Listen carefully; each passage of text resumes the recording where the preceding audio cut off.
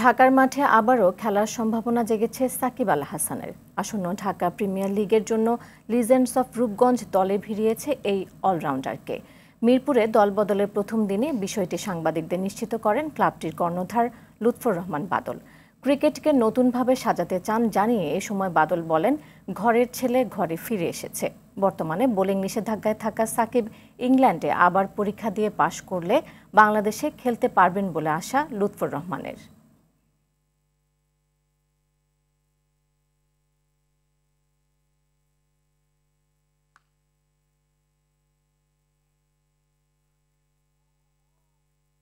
আমরা রাজনীতিবিদ সাকিবকে নিয়ে নেই, আমরা খেলোয়াড় সাকিবকে নিয়েছি এবং সাকিব একটা দেশের সম্পদ।